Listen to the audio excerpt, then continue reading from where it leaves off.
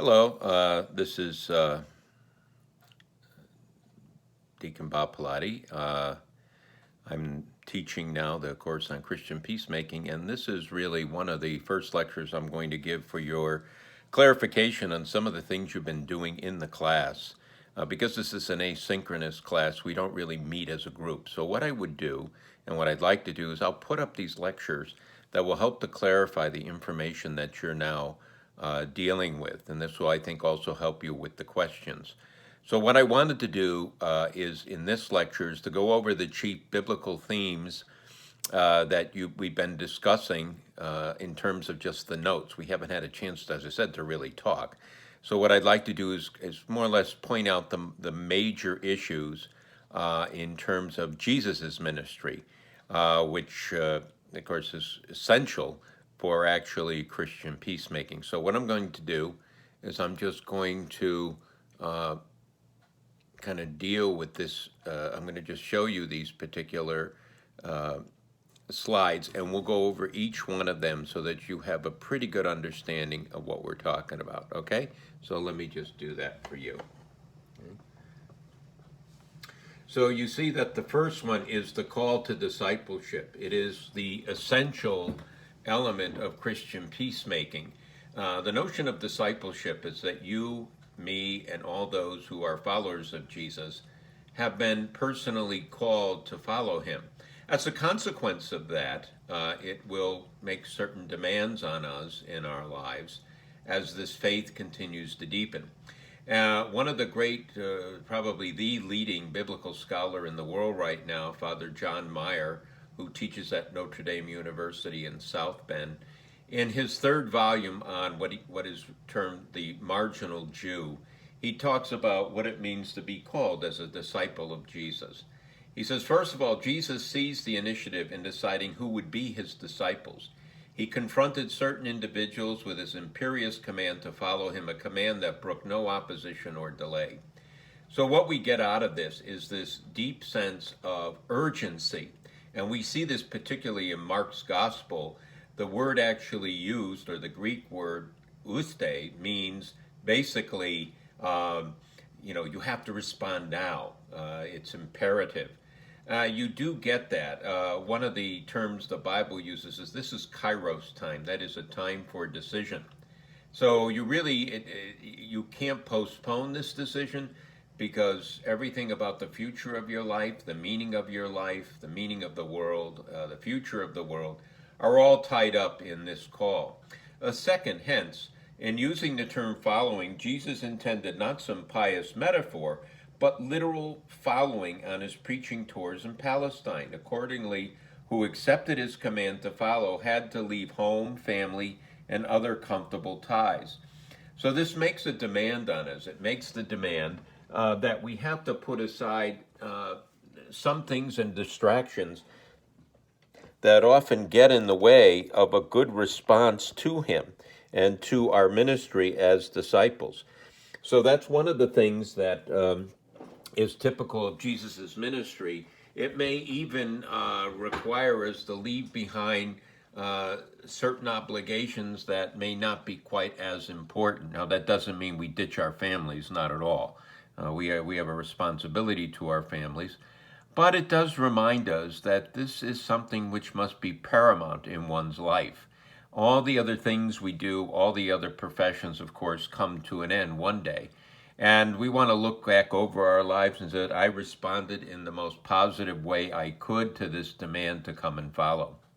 Now, he says, on top of those hardships, Jesus warns his disciples that they may face other sufferings, hostility, or even deadly opposition, including from one's own alienated family. This really does come with the territory. When we looked at Dr. King's letter from a Birmingham jail, it was clear that he had suffered great hardships. He was imprisoned numerous times in his ministry.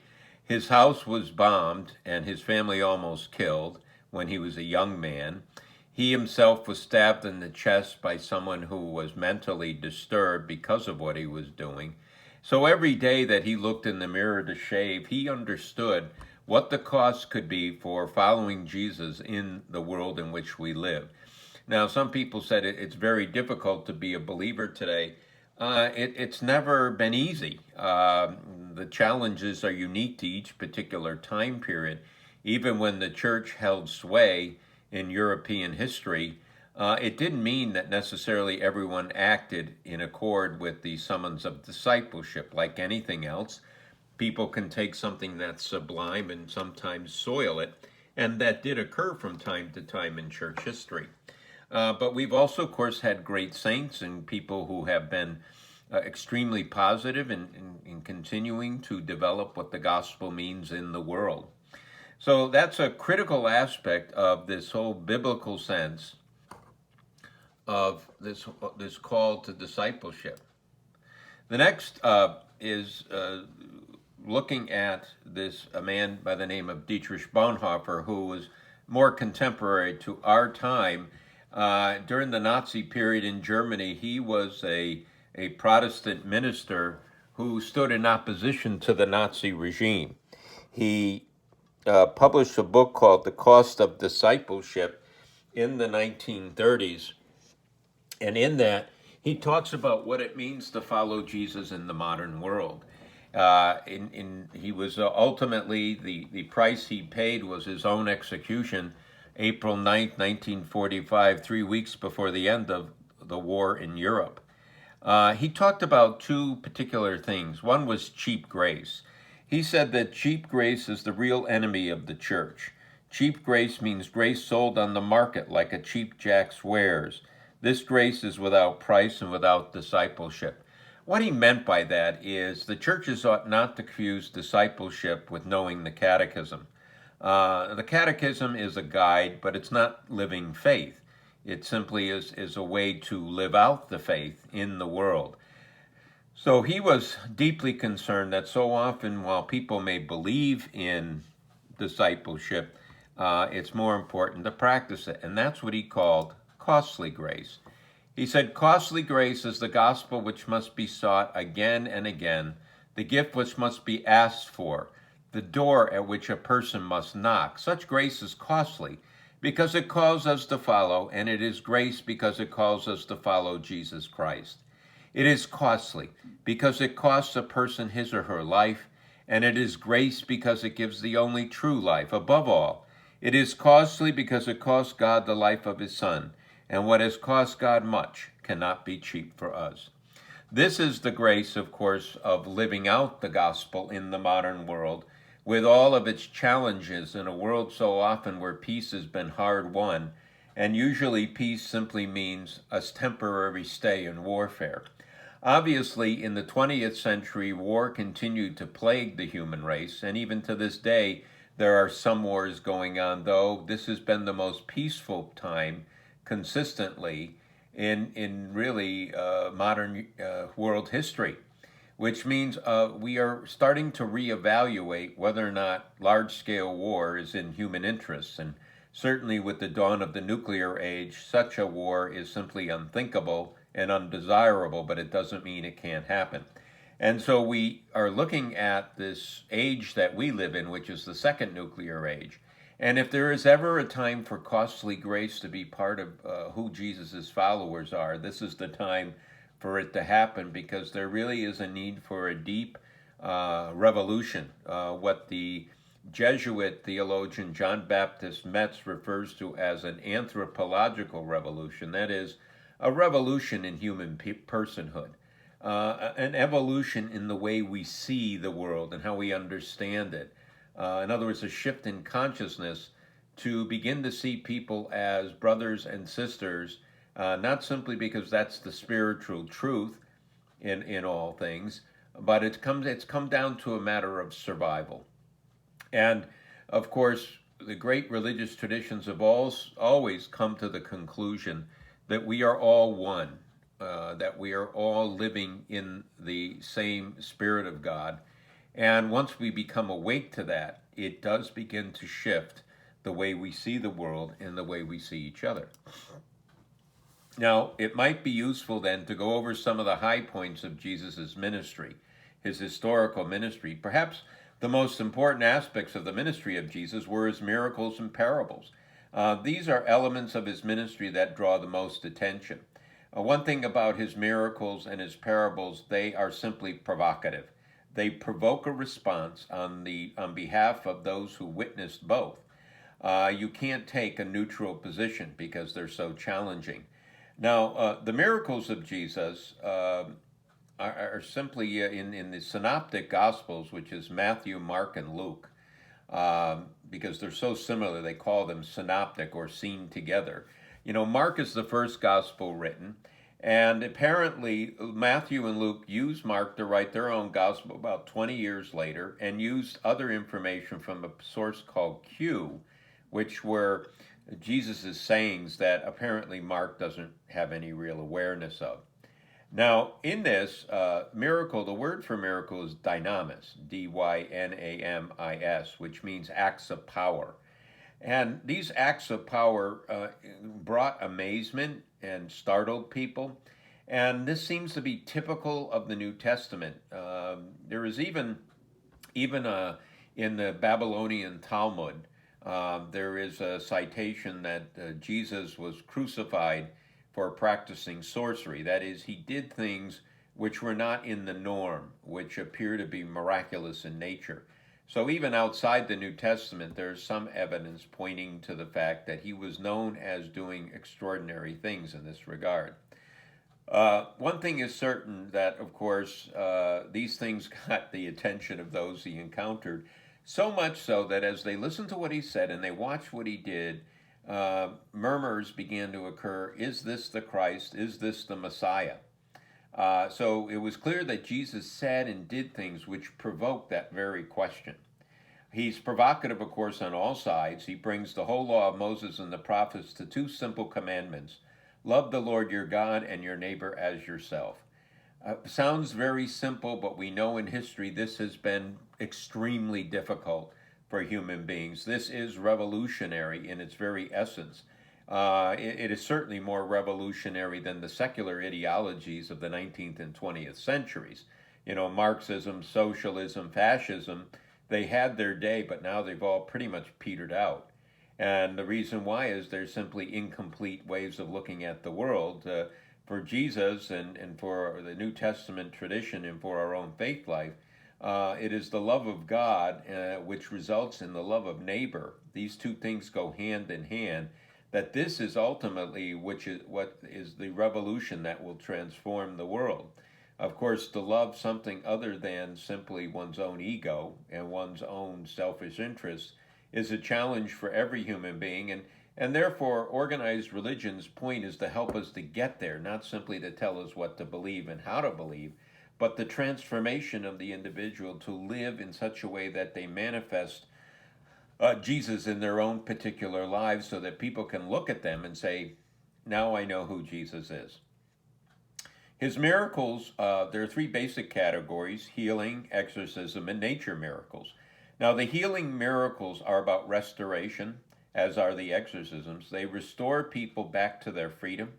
They restore them back to the sense of being accepted fully by the community again. They can live among the people of God, the Jewish people, the covenant people. I mean, when you were a leper, of course, you were cast out because leprosy was considered a very dangerous disease, but it was also, you were considered to be unclean, and therefore were more or less left exiled out of the covenant community to go live among other lepers. So in many ways, people saw you as the living dead. They saw you as cursed by God, as some kind of punishment for your sins or the sins of your parents. Now, we can argue about the justice of that, but that's the way people looked at that. Exorcisms, of course, mean that the person was not in possession of themselves, that some evil spirit or something, even according to some biblical scholars, we can notice that some of the symptoms are very similar to epilepsy and so forth. But I don't want to be dismissive of the fact of exorcism. There's been a recent rise in research on this, and some psychologists and psychiatrists would point out that maybe this is an appropriate category where there's actually distorted or very negative spiritual forces that can inhabit an individual. Usually there's some kind of invitation on the part of the individual for it. I simply am not an expert on that. I don't pretend to be.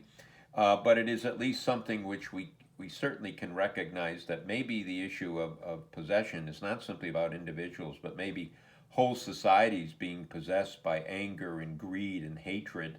We've seen it in the Soviet Union. We've seen it in Nazi Germany. We've seen it in the United States, where there are these movements or these kind of forces set loose, which in the end are simply destructive, whether it's racism, a combination of racism, anger, frustration, scapegoating. All those things can turn into a real unhealthy brew and result in wide-scale killing. And that's something which in the 21st century, as peacemakers, we want to do everything we can to simply prevent that or to stop it. Now, nature miracles were understood by biblical scholars as post-resurrection stories. Jesus calming the waters, walking on the water, and so forth are all ways of pointing to the fact that in his risen state, the destructive forces are no longer able to corral him. In other words, in his earthly life, of course, he was crucified, and prior to that, tortured and beaten. So he's overcome all that, and people who have faith in him, they too can withstand the windstorms that come into our lives that want to create chaos and mischief and pain in our lives. We can simply be able to kind of walk on those waters. Not that we won't feel pain or that we won't hurt for the loss of someone, even perhaps our own physical dying, but that to understand that it's not a reason for despair, that fundamentally, of course, this life is temporary, but ultimately that the risen Christ tells us that God simply will not part with us.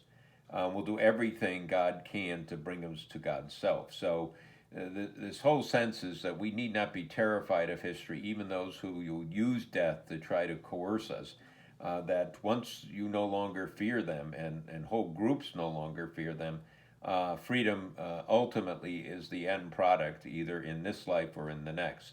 It's not a buy-off. It's not an attempt to say, well, just deal with life, which we just have to do anyway, or to simply allow injustice to continue. Quite the contrary. Resurrection tells us that real life is about justice, peace, and joy and freedom, and that we have an obligation as believers to manifest those in our own particular time and place. Right, moving on.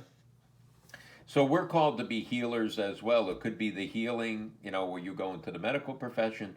It could be the healing where you help heal the society of its difficulties and challenges like bigotry, racism, injustice, exploitation, human trafficking, whatever it is that seems to assault the dignity of human beings.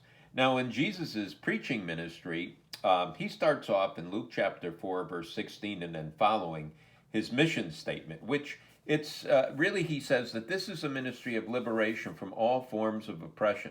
So he announces that he's been anointed by the very Spirit of God, to free captives, to give sight to the blind, good news to the poor, especially, poor are the ones who feel worthless or understood as such by those in power, a time of forgiveness and justice, and a jubilee year, that is the year of the Lord, meaning all debts are forgiven.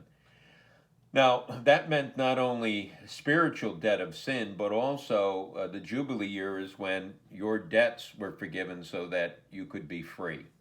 So it was a year of freedom, and the land would go back to the original owners so that all people would share in this whole sense of freedom and justice.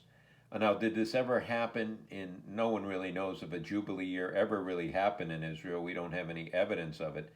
But the point of it is clear, that in Israel there was to be no injustice, no master-slave relationships, and so on. Unfortunately, of course, what should be isn't always what is or was. And as we know, they struggled with that. But Jesus comes in saying that in his ministry, all the things that are wrong will be righted.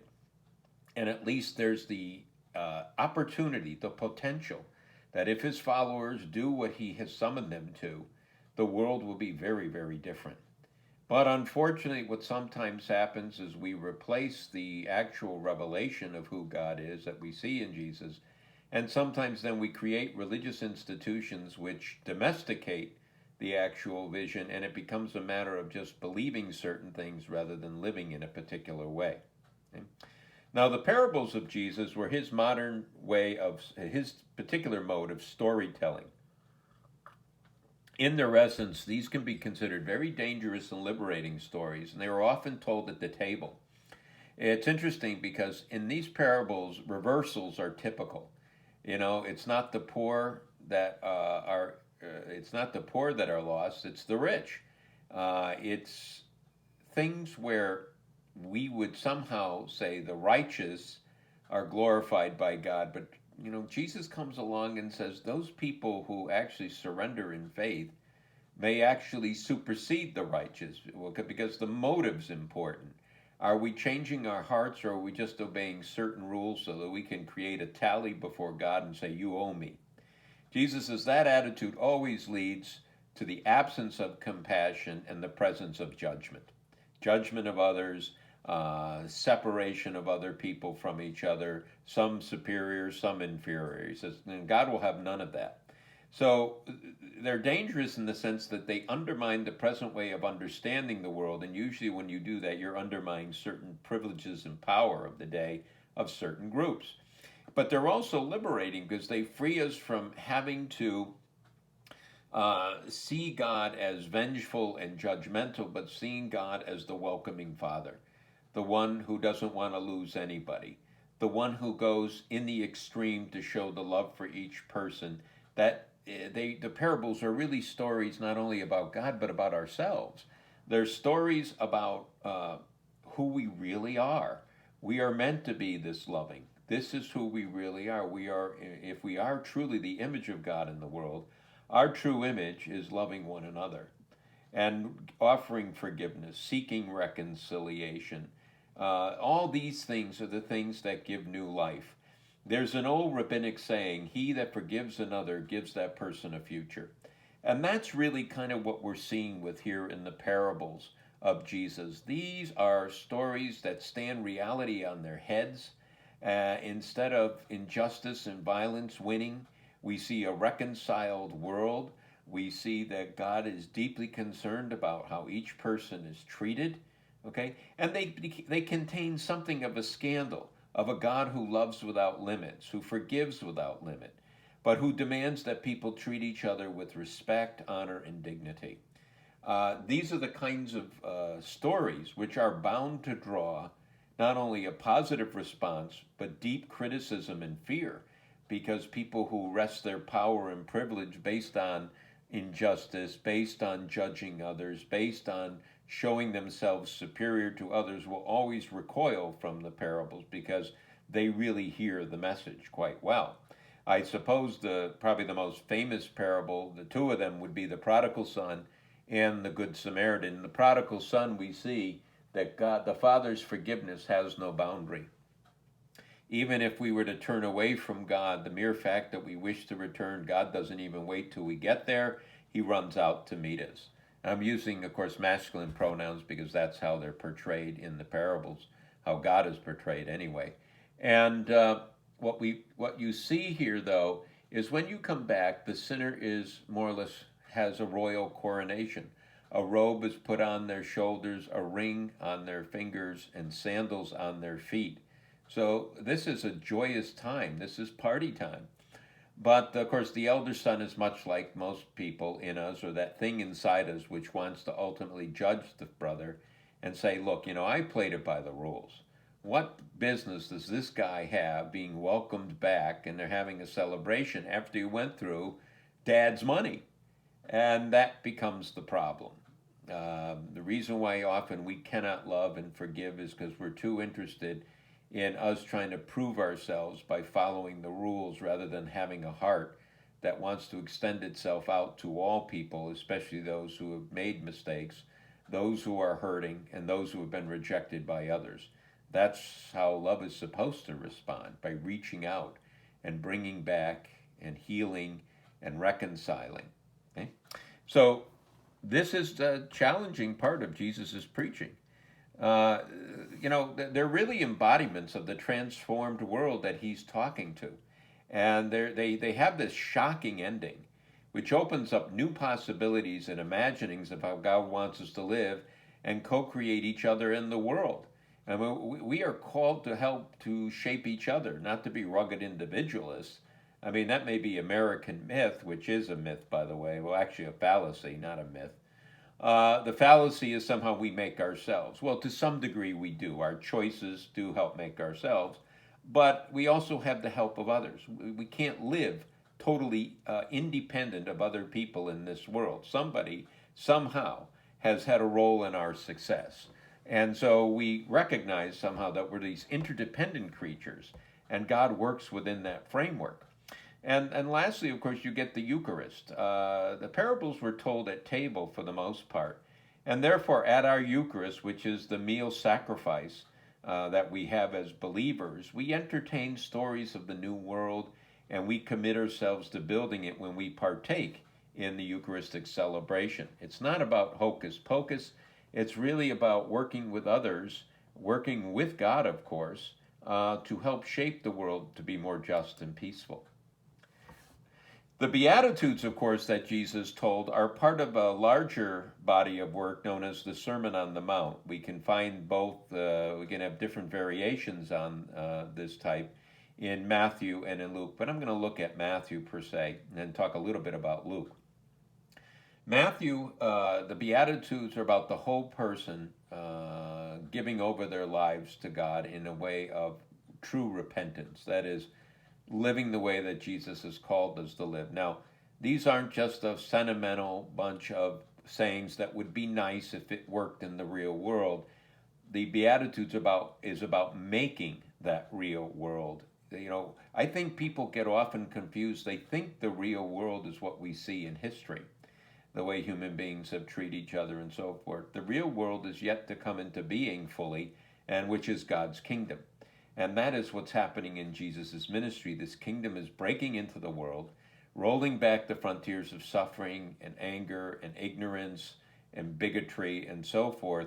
But it will depend upon, in some respects clearly, whether or not human beings will accept that. Again, of course, the Beatitudes stand reality on its head. They are the embodiment of living the kingdom in the world, and they're really a summons to give the whole self over to living the way God wants us by nonviolent love and being present to the suffering of people so that we can work to end it with them. Of course, the great challenge for living the Beatitudes is the way other people see them. Otto von Bismarck said you can't build a modern state based on the Sermon on the Mount. You know, he was into power politics, as the world seems to be at this present moment. No one said this transformation was going to happen overnight. It takes time and it takes effort and persistence to begin to shape the consciousness of human beings, to let go of the old ways and not to reduce religion to just things to believe, but as a way of living, seeing, and being in the world. The Beatitudes, of course, the poor in spirit are the people of the land who trust in God completely. Who else do they have? And so they give themselves over to this God in trust, very much in the pattern of Abraham in the Old Testament. And of course, Jesus, as throughout his ministry, it was constantly a surrender to the Father, even in his death, of course. For those who mourn, those who choose and sit in the grief of others as a compassionate presence, who can help others to see the new thing that is coming. Yes, we're there to grieve with people in their loss, to grieve in the fact that they've endured injustice, but then to help to point out and to work with them to shape the new thing that is coming. The meek, and that is the nonviolent, who do not act out of ego aggression, but are selfless in their concern for others. The meek aren't people who are basically welcome mats. They are people who recognize that they will not become the thing they don't like. So they accept the nonviolent way of Jesus at great risk at times, and they don't act out of ego aggression, but they act out of that selfless love for the other, even the enemy. Hunger and thirst for justice. It's a primal concern for humanity and the dignity of all people that they be treated in this way. Hunger and thirst are primal needs, and so a person of faith in Jesus is one whose primal need and concern is for the dignity of all people, that they live in a world that is just. Blessed are the merciful. The measure we give to others will be measured to us. It is the sign of a mature human society, not without concern for responsibility. So we're not letting off people who have done grotesque evil, we're calling them to accountability. But we don't want to, in a sense, to execute them. We will, whatever the criminal justice system, at least for the modern world, is hopefully is really the U.S. Catholic Church, the U.S. bishops have pointed to what we would call restorative justice. That is, to find ways to restore the possibilities of a real humane life, even for the worst criminals. Now, that may not always be possible for some, in which point life in prison is appropriate. But the church wants to get away from this notion of execution. It feels it destroys the image of God in the person, it assaults human dignity, and in the end really isn't healing. In fact, it just continues to exacerbate the wounds of our society. The idea of being merciful, too, is an essential ingredient for reconciliation. You can't reconcile without mercy. Blessed are the pure of heart, those with no guile. They only want the good. They're not in it for their agenda. Their yes means yes, their no means no, and you know exactly what you're dealing with. These people are true of purpose, and their only desire is to do what is good. The peacemakers are God's own children. Is there anything more sacred, said Yitzhak Rabin, former Prime Minister of Israel, than building peace? He considered that the most sacred of tasks, and certainly in the New Testament, this is the only time where Jesus uses the term God's own children, or the children of God. This is remarkable. In Isaiah chapter 2, 1 through 4, the Old Testament goes, we go back to that. Isaiah was writing around 700 BC, says that one day, people will beat their swords into plowshares, their spears into pruning hooks, and they won't train for war again. This is based upon streaming to the Lord's mountain, streaming toward then the mountain of love, where human beings now see each other for who they truly are. They never really were the enemy. Each one is the other. In a deep mystical sense, in a deep spiritual sense, I am you, you are me. What's the point of drilling holes in our other sides of the boat? It doesn't make any sense. And blessed are the persecuted, a consequence of living the Beatitudes for the manifestation of God's love in the world. Okay? Persecution will come living this way because the world often resists what's required. It asks people to get out of their egotistical self. It challenges people to leave behind the ideologies of hate that they've learned in their lives, to stop blaming others for things, but begin to look to ourselves and to each other as to how we can build something rather than tear the good down. It is a challenge. Persecution will come when you offer people a new vision because, as we note, the relationships of power are often distributed among the way things are, and there'll be a lot of people who will say, we don't want to change, unless you can show them that there is a benefit for everyone in this change. Okay? So I just wanted to kind of leave you with that today, recognizing that these are the things that I think are essential for understanding that the third class that we have. One of the things, too, I think we would look at, if we go back to Dietrich Bonhoeffer, we can understand how people accepted the challenge of costly grace. Just to understand a little bit about Nazi Germany would be, I think, helpful here. Now, the reason why we use Nazi Germany, of course, is because it's considered the paradigm or the archetype, if you will, of evil in the 20th century, along with Stalinist Russia. And when we look at that, we look at a situation where Hitler could never have ascended to complete power if the churches had stood in his way and remained obstinate and persistent in their opposition to him. However, in 1933, he signed a concordant with the Catholic Church, basically stating that he would leave the churches alone if the churches would leave him alone. They could not preach against the Nazi Party. They could not preach against the Nazi ideology or its political program, and he would leave them alone. Well, then the question devolves on us, then what's the point of having churches and Catholic schools if we're not preaching the gospel? What's the point? And in many ways, then the Catholic Church, unfortunately, well, negotiated with our conscience, and we got burned pretty bad, as you can see in history. And of course, when Hitler took over as chancellor in 1933, he immediately imposed a personal oath of the military, had to take to him personally, but he also had German ministers in the Protestant churches take the oath. Now, the great majority of Protestant ministers did just that.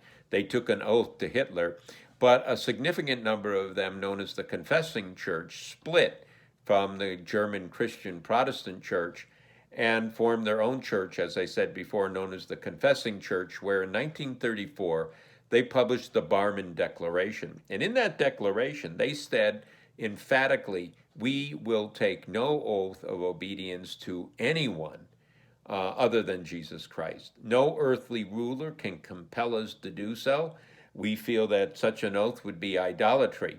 And you can check out the Barmen Declaration if you wish, online. And it reminds us, too, therefore, that the churches cannot participate in allowing evil simply to flourish. It has to be challenged. And that's what Dr. King did in Birmingham in 1963 when I had everyone read the letter to the Birmingham from the Birmingham jail in one of my other classes. One of the things King said, we have to take direct action. We cannot allow injustice to continue, no matter what kind of excuses people want to give about it or how it should be dealt with. So one of the great things I think that come out of this is that real faith has to be lived discipleship. The Catholic Church put this quite well in their document called the Pastoral Constitution on the Church in the Modern World, and we'll end with this. It's article number 43. This was published in 1965 from the Second Vatican Council. It said, the split between faith, which many profess, and their daily lives deserves to be counted among the most serious errors of our age. Long since the prophets of the Old Testament fought vehemently against this scandal, and even more so did Jesus Christ himself in the New Testament threaten it with grave punishment. Therefore, let there be no false opposition between professional and social activities on the one hand and religious life on the other. The Christian who neglects his or her temporal duties neglects duties toward their neighbor and even God, and jeopardizes eternal salvation. And I think that's an important piece here. We don't see salvation as a payoff. What it is, salvation best understood as coming to the fullest of our humanity, coming to our true identity that we see in Jesus Christ. And that comes through a love and a concern for justice that simply flows through us that helps to establish peace in our world. So this is the first of a series of lectures I'll be doing. This really picks up with the third session. That is the third week of our course, and then I'll continue to do one for each one that I hope will help to clarify some of the readings and the questions you've been given, okay? In the meantime, if you need to contact me, please check my office hours for Mondays, which is 3:30 to 5:30. There's a Zoom address that you can use on that, and if you wish to come and see me, would you just send me an email prior to that so I make sure I'm available, okay? Thank you very much. God bless.